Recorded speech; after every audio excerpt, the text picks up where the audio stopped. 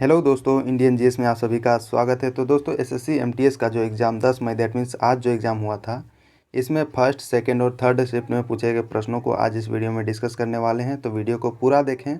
जो लोग इसका एग्ज़ाम दे चुके हैं वो अपना आंसर मैच करें, जो लोग एग्ज़ाम नहीं दिए हैं वो पैटर्न को समझें कि किस तरह का क्वेश्चन एमटीएस में पूछा जा रहा है। और जो लोग इंडियन जीएस में नए हैं, जो लोग अभी तक सब्सक्राइब नहीं किए हुए हैं, वो सब्सक्राइब कर लें। और जिन्हें इसकी पीडीएफ की ज़रूरत हो पढ़ने के लिए, वो टेलीग्राम ग्रुप को ज्वाइन करें, लिंक डिस्क्रिप्शन में डाला हुआ है। तो चलिए जानते हैं प्रश्नों को, कैसा कैसा प्रश्न पूछा गया था। पहला प्रश्न है, टीबी मुक्त भारत का लक्ष्य ये कब तक रखा गया है, ये पूछा गया था। तो ये जो लक्ष्य रखा गया है भारत के द्वारा, ये वर्ष 2025 तक ये लक्ष्य रखा गया है कि 2025 तक इंडिया से टीबी को ख़त्म कर देना है। जो टीबी एक बीमारी है, इसको ख़त्म करने का लक्ष्य ये 2025 तक रखा गया है और ये प्रश्न पूछा गया था। जबकि जो ये संयुक्त राष्ट्र का सतत विकास जो लक्ष्य है, ये 2030 तक है, जबकि भारत ने ये कमिट कर दिया है कि हम लोग 2025 तक ही ये ख़त्म कर देंगे टीबी को। अब आगे जानते हैं अगला प्रश्न क्या पूछा गया है। हीराकुंड पावर प्लांट किस नदी पर है, ये पूछा गया है। तो ये जो पावर प्लांट है ये महानदी पर है और ये महानदी है उड़ीसा में ये सिचुएटेड है, हीराकुंड पावर प्लांट।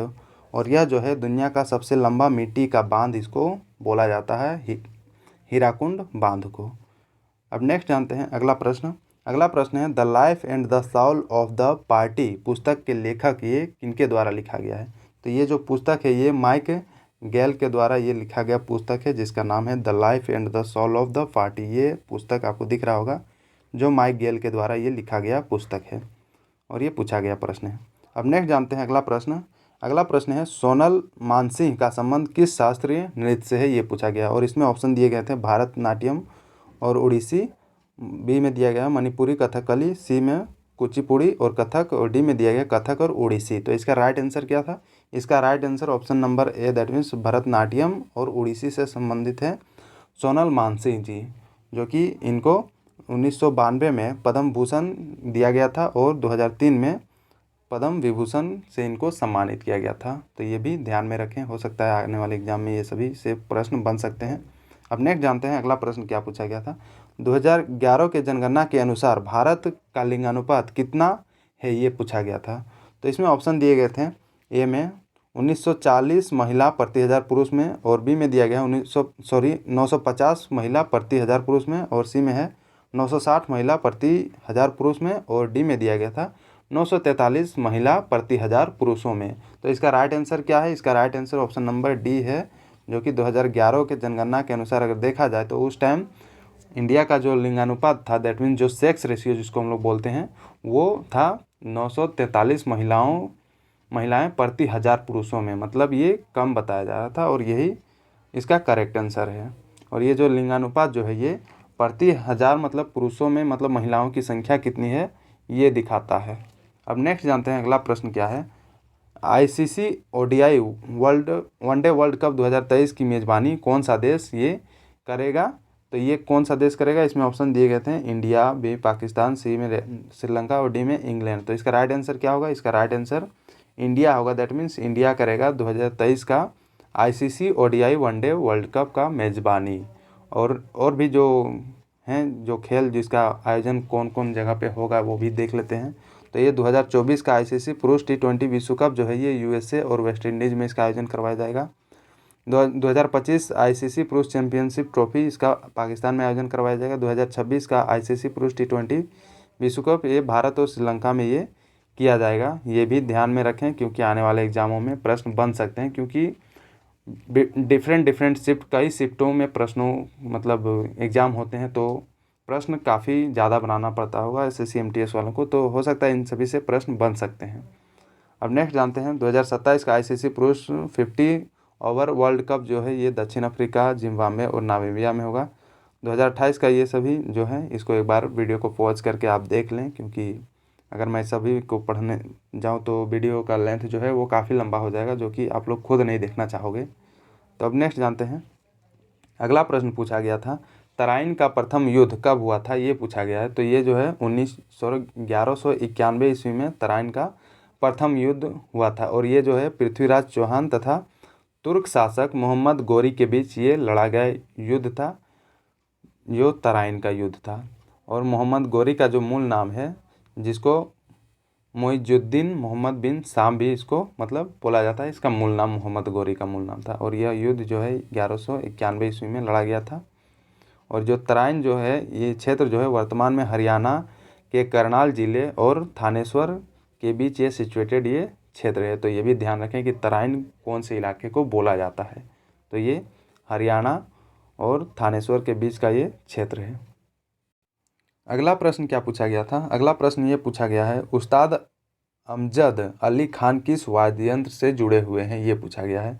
तो इसमें ऑप्शन दिया गया था ए सितार, बी में वीणा और सी में दिया गया था तबला और डी में दिया गया है सरोद। तो इसका राइट आंसर क्या था? इसका right answer option number D, that means sarod से रिलेटेड है उस्ताद अमजद अली खान। ये सरोद वादक ये माने जाते हैं, मतलब ये भारतीय शास्त्रीय सरोद वादक हैं जो जिनका नाम है उस्ताद अमजद अली खान। और इनको एक क्या और नाम से बोला जाता है जिसका इकहरा तान के लिए भी इनको जाना जाता है ये जो। और इनको 2001 में भारत का दूसरा नागरिक सम्मान जिसको सर्वोच्च नागरिक सम्मान बोला जाता है जैसे पद्म विभूषण, इनको सम्मानित किया गया था पद्म विभूषण से। और राजीव गांधी राष्ट्रीय सद्भावना पुरस्कार इनको 1975 में दिया गया था। और पद्मश्री अवार्ड जो है इनको 1991 में दिया गया था। तो ये सभी चीज़ें भी ध्यान में रखें। अब नेक्स्ट जानते हैं अगले प्रश्न की ओर। पीएम स्वनिधि योजना किस मंत्रालय ने लॉन्च किया था, ये पूछा गया था। तो ये जो है ministry of housing and urban affair जिसको महुआ भी बोला जाता है, इस मंत्रालय के द्वारा ये पीएम स्वनिधि योजना को लॉन्च किया गया था। तो ये ध्यान में रखें। अब नेक्स्ट जानते हैं 2011 के जनगणना के अनुसार निम्न में से किस राज्य में दशक की जनसंख्या वृद्धि दर सबसे अधिक है। जिसमें ऑप्शन दिया गया था ए मेघालय, बी अरुणाचल प्रदेश, सी में दिया गया था बिहार और डी में दिया गया था पश्चिम बंगाल। तो इसका राइट आंसर क्या था? इसका right answer option number A, that means Meghalaya का जो है ये 2011 की जनगणना के अनुसार यहाँ पर दशक की जनसंख्या वृद्धि दर ये सबसे अधिक यहाँ पर पाया गया था। अब नेक्स्ट जानते हैं, और भी प्रश्न पूछे गए थे जो पिछले वीडियो देखे होंगे, जैसे कि 9 मई का जो मैंने वीडियो अपलोड किया था उसमें ये प्रश्न पूछा गया था 2011 के जनगणना के अनुसार सबसे ज़्यादा जनसंख्या वाला राज्य मतलब कौन सा है। तो ये उत्तर प्रदेश है। और सबसे कम जो जनसंख्या वाला यूनियन टेरिटरी जिसको केंद्र शासित प्रदेश बोला जाता है ये लक्षद्वीप था। और सबसे कम राज्य में अगर देखा जाए तो ये सिक्किम था। और भी जान लेते हैं 2011 की जनगणना के अनुसार, और इसमें प्रश्न बन सकते हैं तो इसे भी ध्यान से देख लें। जैसे कि सबसे कम जनसंख्या वाला राज्य जो है ये सिक्किम, उच्चतम लिंगानुपात वाला राज्य ये केरल है, और सबसे कम लिंगानुपात वाला राज्य ये हरियाणा था। और उच्चतम साक्षरता दर वाला दैट मीन्स लिटरेसी रेट जो सबसे ज़्यादा ये केरल में था। और निम्नतम साक्षरता दर वाला राज्य ये बिहार है। और नेक्स्ट जानते हैं ये सर्वाधिक जनसंख्या घनत्व वाला राज्य ये बिहार, सबसे कम जनसंख्या घनत्व वाला राज्य ये अरुणाचल प्रदेश है, और उच्चतम जनसंख्या वाला राज्य जो है उत्तर प्रदेश है। तो ये सभी चीज़ें हैं, ये तो सेम है, आपको दिख रहा होगा। अब नेक्स्ट जानते हैं अगले प्रश्न की ओर बढ़ते हैं। अगला प्रश्न क्या पूछा गया था कि यूपीएससी के अध्यक्ष कौन है, ये पूछा गया है। तो इसके अभी प्रेजेंट में जो अध्यक्ष हैं ये डॉक्टर मनोज सोनी जी अभी यूपीएससी के अध्यक्ष हैं। और इसमें जो प्रत्येक सदस्यों का जो कार्यकाल होता है वो होता है 6 वर्ष या तो फिर 65 वर्ष, जो भी मतलब पूरा हो। अगर 65 वर्ष पहले पूरा हो जाता है तो वो उसका उतना ही कार्यकाल रहेगा। अब नेक्स्ट जानते हैं इसमें जो है एक अध्यक्ष और 10 इसमें सदस्य होते हैं, ये भी जान लें क्योंकि ये पूछा जा सकता है। अब नेक्स्ट जानते हैं अगला प्रश्न है पुंग चोलम किस राज्य का लोक नृत्य है, ये पूछा गया था। तो ये जो पुंग चोलम है ये मणिपुर राज्य का ये लोक नृत्य है। और इसका जो शाब्दिक अर्थ जो होता है ये ड्रामों का गर्जना, ये शाब्दिक अर्थ होता है पुंग चोलम का। अब नेक्स्ट जानते हैं अगला प्रश्न प्रार्थना समाज का स्थापना कहाँ पर हुआ था, ये पूछा गया था। तो ये जो प्रार्थना समाज है इसका स्थापना बम्बई में किया गया था। और बाद में इसको फैलाया गया था विभिन्न जगहों में, जैसे कि पुणे, अहमदाबाद, सतारा और अहमदनगर, ये सभी स्थानों में इसको फैलाया गया था। और इसमें जो है इसकी स्थापना जो है ये 1867 ईस्वी में आत्माराम पांडुरंग के द्वारा ये किया गया था इसकी स्थापना।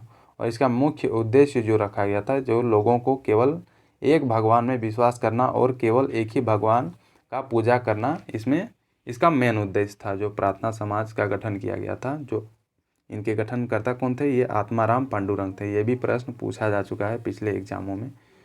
तो ये देख सकते हैं pattern UP that means MTS का जो रिलेटेड प्रश्नों को पूछा जा रहा है। तो जो मतलब ये एनालिसिस को रेगुलर देख रहे हैं और जिनका आने वाले दिनों में एग्ज़ाम है उसको इसमें काफ़ी बेनिफिट होने वाला है। तो लगे रहें, देखते रहें। अब अगले प्रश्न की ओर बढ़ते हैं। अगला प्रश्न है, रोपण खेती कहाँ पर होती है? तो ये जो रोपण खेती जो है ये उष्णकटिबंध प्रदेशों में ये किए जाते हैं। रोपण खेती जैसे धान की बुआई वगैरह जो होता है वो रोपण खेती कहलाता है। अब नेक्स्ट जानते हैं। अगला प्रश्न पूछा गया था, संवैधानिक उपचारों का अधिकार किस अनुच्छेद में ये मेंशन किया हुआ हमारे संविधान में, ये पूछा गया है। तो इसमें ऑप्शन दिए गए थे, आर्टिकल नंबर 28 से लेकर 35, बी में दिया गया था आर्टिकल नंबर 32 से लेकर 35 और आर्टिकल 38 से लेकर 32 और 28 से लेकर 32 और डी में दिया गया था आर्टिकल नंबर 28 से लेकर 30। तो जो संवैधानिक उपचारों का अधिकार जो है ये हमारे संविधान में अनुच्छेद 32 से लेकर अनुच्छेद 35 में ये मेंशन किया हुआ है। तो ये ध्यान में रखें, और जिसको इंग्लिश में बोला जाता है राइट टू कॉन्स्टिट्यूशनल रेमेडीज। और इसको क्या बोला जाता है, ये मतलब मौलिक अधिकार के अंतर्गत ये आता है। जो कि मौलिक अधिकार कहाँ किस किस में मेंशन किया, अनुच्छेद नंबर 12 से लेकर 35 तक ये मौलिक अधिकारों को मेंशन किया गया है। और इसी में राइट टू कॉन्स्टिट्यूशनल रेमेडीज जो है ये 32 से लेकर 35 तक मेंशन किया हुआ है। तो ये भी ध्यान में रखें। अब नेक्स्ट जानते हैं, राइट टू कॉन्स्टिट्यूशनल रेमेडीज़ का मतलब इसमें क्या होता है, इसको क्या बोला जाता है? इसको बोला जाता है वॉचडॉग ऑफ द कॉन्स्टिट्यूशन, मतलब कॉन्स्टिट्यूशन का वॉचडॉग इसको कहा जाता है आर्टिकल नंबर 32 को। और डॉक्टर BR अम्बेडकर जी जो थे इसको सोल ऑफ द कॉन्स्टिट्यूशन बोले थे। दैट मीन्स संविधान की आत्मा इसको बोले थे आर्टिकल नंबर 32 को। क्योंकि यहाँ पर क्या दिया गया है कि अगर कोई भी आदमी का फंडामेंटल राइट अगर वायलेट होता है तो वो डायरेक्ट सुप्रीम कोर्ट में जाके अपील कर सकता है और इसमें सुप्रीम कोर्ट खुद इसका सुनवाई करेंगे। तो ये सभी इसीलिए इनको इस आर्टिकल को बोला गया था soul of the constitution by doctor BR Ambedkar. तो ये भी ध्यान में रखें। अब नेक्स्ट जानते हैं अगले प्रश्न क्या है, यह किसने कहा स्वराज मेरा जन्मसिद्ध अधिकार है और मैं इसे लेकर रहूँगा? तो ये जो कहा गया था ये बाल गंगाधर तिलक जी के द्वारा ये कहा गया था कि स्वराज मेरा जन्मसिद्ध अधिकार है और मैं इसको लेकर रहूँगा। और जो बाल गंगाधर तिलक जी थे ये एक भारतीय स्वतंत्रता कार्यकर्ता थे और इनको मतलब लोकमान्य के नाम से भी इनको जाना जाता था। और अंग्रेज़ लोग इनको क्या बोलते थे, भारतीय अशांति के जनक ये अंग्रेज़ों के द्वारा ये बोला जाता था। और इनके द्वारा ही होम रूल लीग की स्थापना ये की गई थी। तो ये सभी भी ध्यान में रखें, प्रश्न बन सकते हैं इनसे रिलेटेड। अब नेक्स्ट जानते हैं विभिन्न नारे जो हैं जो हमारे स्वतंत्रता सेनानी हैं जिनके द्वारा दिए गए नारे वो भी जान लेते हैं। जैसे कि जय जवान जय किसान, ये लाल बहादुर शास्त्री जी के द्वारा ये दिया गया नारा है। और दुश्मन की गोलियों का हम सामना करेंगे, ये जो है ये चंद्रशेखर आज़ाद जी के द्वारा ये कहा गया था। और दिल्ली चलो जो है ये सुभाष चंद्र बोस जी ने ये नारा दिया था दिल्ली चलो का। और करो या मरो का नारा जो है ये महात्मा गांधी जी के द्वारा दिया गया था। और इनकलाब जिंदाबाद का नारा जो है ये भगत सिंह जी के द्वारा दिया गया था। तो ये सभी भी ध्यान में रखें, आने वाले जितने भी शिफ्ट एग्ज़ाम होंगे बहुत चांसेस हैं कि इससे प्रश्न बन सकते हैं। अब आगे बढ़ते हैं। अगला प्रश्न क्या है, रज पर्व किस महीने में ये मनाया जाता है? तो ये जो पर्व है जिसका नाम है रज पर्व, ये जून के मध्य में ये मनाया जाने वाला ये त्यौहार है और ये उड़ीसा में ये मनाया जाता है। तो ये भी ध्यान में रखें कि ये त्यौहार जो है रज पर्व ये कहाँ पर मनाया जाता है, ये उड़ीसा में मनाया जाता है। और पहले दिन को क्या बोला जाता है, इसमें पाहिली राजा कहा जाता है। और दूसरे दिन को मिथुन संक्रांति इसको बोला जाता है। और तीसरे दिन को भदुहा या फिर बासी राजा इसको बोला जाता है। तो ये भी ध्यान में रखें। अब नेक्स्ट जानते हैं उज्ज्वला योजना कब शुरू हुआ, ये पूछा गया है। तो इसका जो ये योजना जो है ये 1 मई 2016 को ये शुरू किया गया था और ये प्रधानमंत्री जी के द्वारा शुरू किया गया था। जो कि इसका मेन मकसद क्या था, स्वच्छ ईंधन और बेहतर जीवन के नारे के साथ ये मोदी जी ने शुरू की थी। और इसमें क्या है, गैस का वितरण जो LPG सिलेंडर है वो वितरण किया जा रहा था उज्ज्वला योजना के तहत। तो ये भी ध्यान में रखें। अब अगले प्रश्न की ओर बढ़ते हैं। अगला प्रश्न क्या पूछा गया था, बिहार में कौन सा विश्वविद्यालय है? उसमें ऑप्शन दिए गए होंगे, 4 ऑप्शन दिए गए होंगे, 4 डिफरेंट विश्वविद्यालय के। और जिसमें एक ऑप्शन जो होगा वो बिहार विश्वविद्यालय का कोई मतलब बिहार का कोई यूनिवर्सिटी होगा। तो उसमें से ऑप्शन तो क्लियर नहीं पता चले थे, तो ये मैं ये बता दे रहा हूँ कि जो जो विश्वविद्यालय जो हैं जो बिहार में सिचुएटेड हैं वो अपने अनुसार आप देख लें कि कौन सा विश्वविद्यालय ऑप्शन में आया था और वही आपका सही होगा। तो इसमें जो विश्वविद्यालय हैं जैसे कि central university of south Bihar ये गया में सिचुएटेड है, महात्मा गांधी सेंट्रल यूनिवर्सिटी ये मोतिहारी में सिचुएटेड है। नालंदा यूनिवर्सिटी बिहार राजगीर नालंदा में है। अलीगढ़ मुस्लिम यूनिवर्सिटी जो है, जिसको AMU बोला जाता है शॉर्ट फॉर्म में, ये किशनगंज में है। और Indian institute of technology that means IIT Patna, ये पटना में सिचुएटेड है। और doctor Rajendra Prasad central agricultural university जो है, ये समस्तीपुर में से सिचुएटेड है। और बिहार योगा भारती ये मुंगेर में है। और नवा नालंदा महाविद्यालय महावीर बिहार जो है, ये नालंदा में सिचुएटेड है। और भी विश्वविद्यालय हैं जैसे कि तिलका मांझी भागलपुर विश्व यूनिवर्सिटी है, BR Ambedkar Bihar university, Jayaprakash university. ये सभी जो भी आपका ऑप्शन में होगा, कोई एक ही होगा, सब तो नहीं होंगे, तो वही आपका करेक्ट आंसर होगा। तो आप देख लें, जो मतलब एग्ज़ाम दे चुके हैं उनको पता होगा, जो नहीं दिए होंगे वो इनका नाम याद कर लें, हो सकता है आने वाले एग्ज़ाम में कोई और पूछ दे। अब नेक्स्ट जानते हैं, ये भी दिया गया है कुछ। अगला प्रश्न क्या है, निम्नलिखित में से कौन राज्य सूची से संबंधित है। राज्य सूची से संबंधित कौन कौन से विषय हैं, ये पूछा गया था। उसमें भी ऑप्शन दिए गए होंगे। तो ये जैसे कि अदालत जो है, ये राज्य सूची के अंतर्गत आता है। और राज्य का जो पुलिस है, ये भी राज्य सूची के अंतर्गत आता है। जिला अस्पताल, सफाई, पशु सिंचाई, कृषि, सड़क, वन, रेलवे पुलिस और ये सभी जो चीज़ें हैं, पुस्तकालय, ये सभी राज्य सूची के अंतर्गत आता है। जो सूचियाँ हैं हमारे संविधान में जो मेंशन किए हुए हैं, इसमें टोटल 3 सूचियों को मेंशन किया हुआ है।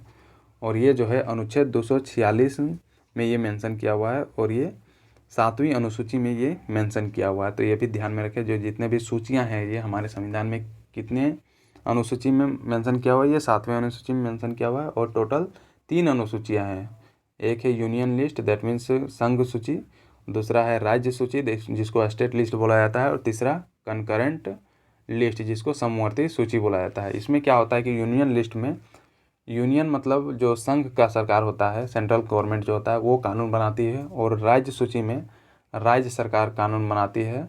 और जो समवर्ती सूची होता है, उसमें दोनों कानून बना सकते हैं। तो ये सभी चीज़ें हैं जो हमारे संविधान से रिलेटेड हैं। तो इसको जानना काफ़ी जो इम्पोर्टेंट है, और ये परीक्षा में पूछे भी जा रहे हैं। तो ये जो है राज्य सूची जो है, इसमें जो टोटल विषय जो हैं, इसमें 61 विषयों को मेंशन किया हुआ है राज्य सूची में। और प्रारंभ में इसमें जो है ये 66 विषय थे, जिसको कम करके ये 61 विषय अभी प्रेजेंट में है। तो ये भी ध्यान में रखें। अब नेक्स्ट जानते हैं, जो संघ सूची जिसको यूनियन लिस्ट बोला जाता है, इसमें मतलब केंद्र सरकार इसमें कानून बनाती है। और इसमें जो है संविधान लागू होने के समय जो है ये टोटल 66 विषय थे, और अभी वर्तमान में 61 विषय ये हैं। तो ये भी ध्यान में रखें। और इसमें जो विषय हैं, ये जैसे कि रक्षा, विदेशी मामले, मुद्रा और सिक्का, युद्ध और शांति, परमाणु ऊर्जा, राष्ट्रीय संसाधन, रेलवे, पोस्ट और टेलीग्राफ, नागरिकता, नेविगेशन और शिपिंग, विदेशी व्यापार, ये सभी जितने हैं, ये सभी यूनियन लिस्ट के अंतर्गत आते हैं। और इसमें केवल केंद्र सरकार ही कानून बना सकता है, देख रेख कर सकता है। जैसे कि रक्षा हो गया, इसमें अगर किसी एक स्टेट को अगर दे दिया जाए, तो वो अपने ही देश के विरुद्ध ये विद्रोह छेड़ देगा। इसीलिए ये सभी जो लिस्ट हैं, इसको यूनियन लिस्ट में रखा गया है, क्योंकि सेंटर ही देखेगा, ताकि स्टेट कोई ये ना सोचे, मतलब डायरेक्ट वो किसी देश से वो कांटेक्ट में ना रहे। अब नेक्स्ट जानते हैं, जो समवर्ती सूची है जिसको कंकरेंट लिस्ट बोला जाता है, इसमें राज्य और केंद्र सरकार दोनों इसमें कानून बना सकते हैं। मतलब इसमें मतलब, और जो इसमें भी ये क्राइटेरिया है कि समवर्ती सूची में अगर मान लीजिए राज्य सरकार और केंद्र सरकार दोनों कानून बना रहे हो, तो इसमें जो है अगर सेम कानून है, तो इसमें केंद्र सरकार का जो कानून है उसको मान्यता ज़्यादा दिया जाएगा। तो ये भी ध्यान में रखें। और इसमें जो है वर्तमान में 52 विषय हैं, और जब संविधान को लागू किया गया था उस टाइम 47 विषय इसमें रखे गए थे। और इसमें जैसे कि विषय हैं शिक्षा हो गया, वन हो गया, ट्रेड यूनियन, विवाह हो गया, गोद लेना, ये सभी जो चीज़ें हैं ये समवर्ती सूची में आते हैं। तो ये भी ध्यान में रखें। ये आपका एक बेसिक जो ये संविधान का जो ये है, ये कंप्लीट हो गया। तो इसको ध्यान से भी समझ लें। अब नेक्स्ट जानते हैं, अगला प्रश्न क्या पूछा गया था, ब्रिटिश संसद द्वारा 1858 में क्या लाया गया था, मतलब क्या आया था। तो ये जो है 1858 में ये भारत सरकार अधिनियम ये लाया गया था ब्रिटिश के द्वारा, जिसमें जो है कंपनी का जो ईस्ट इंडिया कंपनी का जो है उसको ख़त्म करके डायरेक्ट ये ब्रिटिश क्राउन के द्वारा ये जितना शासन वगैरह था वो स्थानांतरण कर दिया गया था, कि अब ईस्ट इंडिया कंपनी शासन नहीं करेगी, अब सीधा ब्रिटेन का जो प्रिंस होगा, जो वहाँ का जो प्रिंस हो, वो उससे डायरेक्ट शासन किया जाएगा इंडिया में। तो यही लाया गया था 1858 में, और जो है इसमें कंपनी का जो शासन को समाप्त कर दिया गया था। अब नेक्स्ट जानते हैं, अगला प्रश्न है छठ पूजा में किस देवता की पूजा करते हैं, ये पूछा गया था। तो इसमें सूर्य देवता की इसमें पूजा की जाती है, और सूर्य देवता के साथ जो सूर्य देव के बहन जो है, जिसको छठी मैया बोला जाता है, इसकी भी पूजा की जाती है। हालांकि इसमें हमको थोड़ा कन्फ्यूजन है, मतलब विभिन्न स्रोतों से मैंने देखा, तो इसमें कहीं कहीं मेंशन किया हुआ है कि जो छठी मैया है ये सूर्य देवता की बहन वाइफ हैं, और कहीं कहीं ये मेंशन किया हुआ है कि छठी मैया जो है ये सूर्य देवता की बहन है। तो जो लोग इसको मतलब डिटेल से जानते हैं, जिनको अच्छे से पता हो, वो कमेंट करके बता सकते हैं कि जो छठी मैया है वो सूर्य देवता से किस तरह रिलेटेड है, ताकि और सभी लोगों को वो हेल्प मिल जाए। और ये जो छठ पर्व जो है ये कार्तिक मास के शुक्ल पक्ष की षष्ठी तिथि को ये मनाया जाता है, तो ये भी ध्यान में रखें, हो सकता है आने वाले एग्जाम में ये पूछा जा सकता है। अब नेक्स्ट जानते हैं केलुचरण महापात्रा का संबंध किस नृत्य से है, ये पूछा गया था। तो ये जो है ओडिसी नृत्य से ये संबंधित है, केलुचरण महापात्रा जी। और भी जो नर्तक हैं जो उड़ीसा से संबंधित हैं, ओडिसी से, जैसे कि सुजाता महापात्रा, केलुचरण महापात्रा, रतिकांत महापात्रा, गंगाधर प्रधान, ये सभी जो हैं ओडिसी नृत्य से संबंधित है। तो ये सभी का भी ध्यान में रखें। अब नेक्स्ट जानते हैं, अगला प्रश्न क्या पूछा गया था, श्री शंकर देव ने किस नृत्य को पुनर्जीवित ये किया। तो ये जो है ये सत्रिया नृत्य को इनके द्वारा मतलब पुनर्जीवित किया गया था, और इसी नृत्य से ये रिलेटेड है श्री शंकर देव, और ये जो है इनके द्वारा 15वीं शताब्दी में इसको मतलब प्रस्तुत किया गया था, इस नृत्य शैली को। अब नेक्स्ट जानते हैं, अगला प्रश्न क्या है, दादा साहब फाल्के पुरस्कार 2022 संगीत के क्षेत्र में किसको ये दिया गया था। तो ये जो है सोनू निगम, इनको दिया गया था, जो सोनू, ये सीतामढ़ी ज़िले के ये निवासी हैं जिनका नाम है सोनू निगम। वो उस सोनू निगम को ना समझे जो बॉलीवुड में गाया करता है, उसको नहीं मिला था, ये इनको दिया गया था।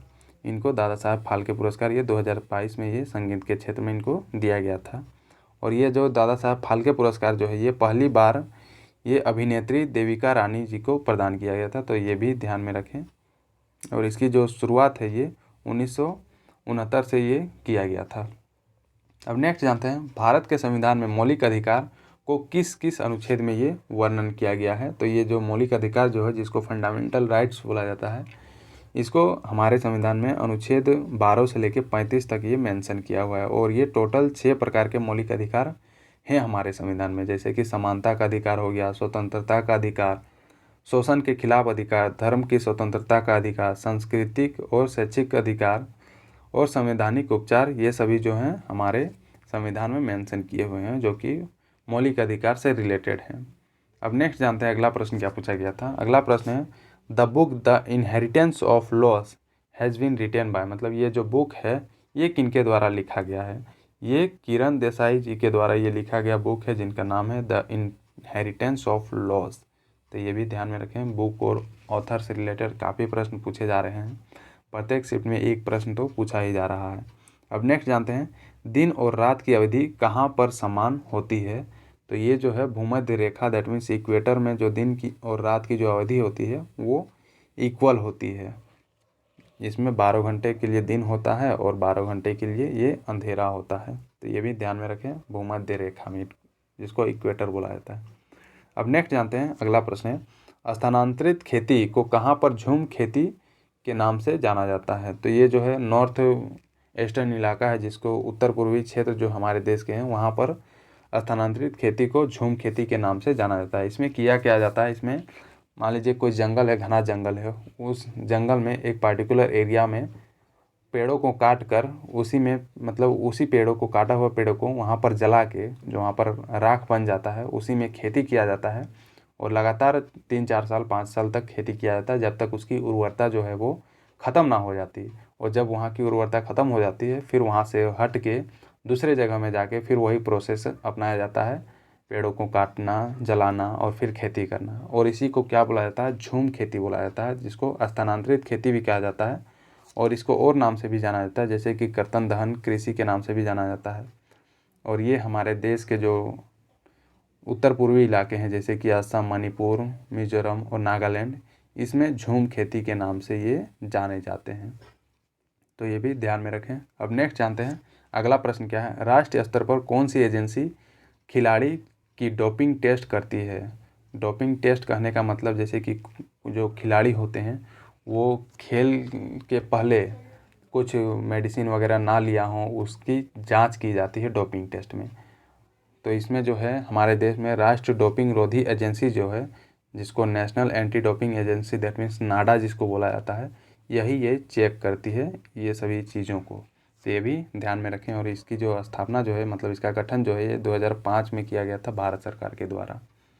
अब नेक्स्ट जानते हैं अगला प्रश्न क्या पूछा गया था। नीरज चोपड़ा ओलंपिक में कितने मीटर भाला फेंक में स्वर्ण पदक जीता है?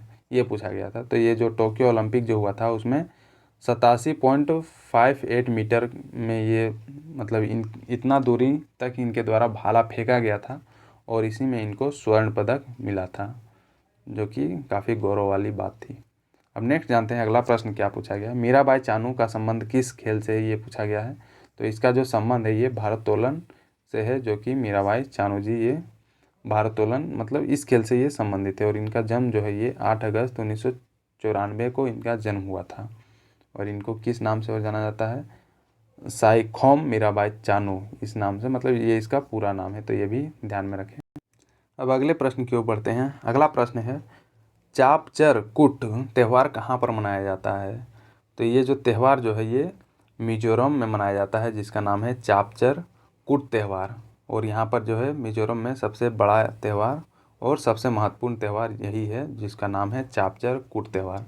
तो ये पर्व त्यौहार से रिलेटेड काफ़ी प्रश्न पूछे जा रहे हैं एसएससी के द्वारा, तो वो भी ध्यान में देख लें एक बार। और एक वीडियो मेरे द्वारा भी डाला गया है इस चैनल में, वो भी देख लें, आपको वहाँ से काफ़ी हेल्प मिल जाएगा।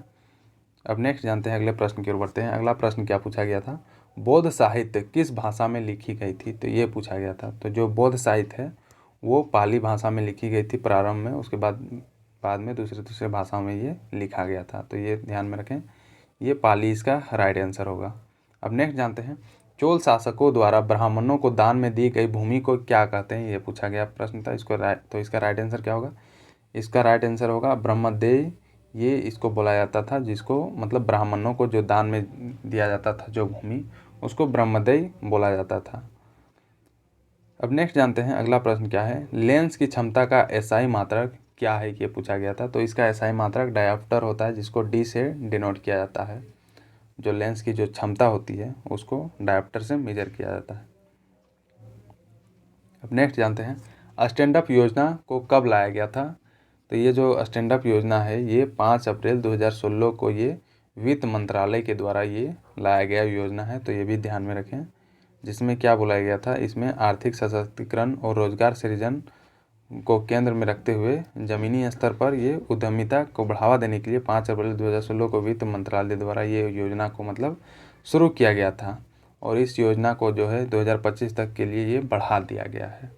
अब नेक्स्ट जानते हैं भारत की पार्लियामेंट को किस नाम से ये जाना जाता है? ये पूछा गया था। तो भारत की जो पार्लियामेंट है इसको सांसद के नाम से जाना जाता है। और इस सांसद में कौन कौन से होते हैं? एक राष्ट्रपति होता है और राज्यसभा होता है और लोकसभा होता है।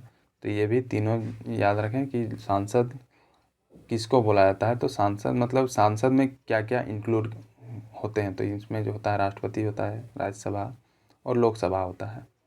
अब नेक्स्ट जानते हैं और भी विभिन्न देश हैं, जो अलग अलग देश हैं जिनके सांसद को किस किस नाम से जाना जाता है, वो भी ध्यान में रख लें, क्योंकि आने वाले एग्जामों में हो सकता है प्रश्न इससे बन सकते हैं। जैसे कि मिस्र हो गया, इसके सांसद को बोला जाता है पीपल्स असेंबली बोला जाता है। पाकिस्तान के सांसद को नेशनल असेंबली बोला जाता है।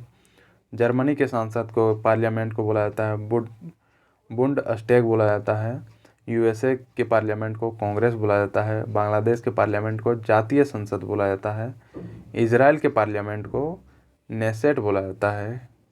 और जापान के पार्लियामेंट को डाइट बोला जाता है। ये भी जापान वाला काफ़ी बार पूछा जा चुका है। अब नेक्स्ट जानते हैं भोर का तारा किसे कहा जाता है? तो जो भोर का तारा जो है ये शुक्र ग्रह को बोला जाता है। भोर का तारा दैट मीन्स मॉर्निंग स्टार जिसको बोलते हैं। अगला प्रश्न क्या है, फार्मूला 1 रेस 2022 किसने जीता है? ये पूछा गया था। तो ये जो इसका राइट आंसर होगा मैक्स वास्टरपेन के द्वारा ये जीता गया था, जो फार्मूला 1 रेस 2022 था। अब नेक्स्ट जानते हैं आलमगीर की उपाधि किसको दी गई थी। तो ये जो आलमगीर की जो उपाधि है ये सम्राट औरंगजेब द्वारा, मतलब ये खुद के द्वारा, मतलब इनके द्वारा अपनाया गया ये उपाधि था, जिनका नाम है आलमगीर, और जिसका अर्थ होता है विश्व विजेता, इसका अर्थ होता है। और इनका जो मूल नाम जो है, औरंगजेब का मूल नाम ये है मुही अल दिन मोहम्मद, इनका मूल नाम है। और वह जो है 1658 से लेकर 1707 तक भारत के महान मुगल सम्राटों में से मतलब अंतिम था इनका कार्यकाल। अब नेक्स्ट जानते हैं अगला प्रश्न क्या है, धौलावीरा किस राज्य में सिचुएटेड है, ये पूछा गया था। तो जो धौलावीरा जो है ये गुजरात राज्य में ये सिचुएटेड है, और यहाँ पर जो है ये लूनी नदी के किनारे ये धौलावीरा सिचुएटेड है, और इसे जो है बढ़ाई का गुफा दैट मीन्स सुतर की झोपड़ी के नाम से भी इसको जाना जाता है, धौलावीरा को। तो ये जो इसको ध्यान में रखें। और ये क्या है, ये एक पुरातत्व स्थल है जो धौलावीरा है। अब नेक्स्ट जानते हैं धार्मिक स्वतंत्रता का अधिकार किस अनुच्छेद में ये मेंशन किया हुआ है। तो ये जो है अनुच्छेद नंबर 25 से लेकर 28 में ये मेंशन किया हुआ है, धार्मिक स्वतंत्रता दैट मीन्स रिलीजियस फ्रीडम को ये मेंशन किया हुआ है, और ये फंडामेंटल राइट का ये पार्ट है हमारे संविधान का। अब नेक्स्ट जानते हैं राज्य का मुखिया किसे कहा जाता है। तो राज्य का जो मुखिया होता है वो राज्यपाल को कहा जाता है, और देश का अगर मुखिया पूछा जाए तो ये राष्ट्रपति को कहा जाता है। और अनुच्छेद 155 में ये मेंशन किया हुआ है कि राज्यपाल की नियुक्ति ये कैसे की जाएगी।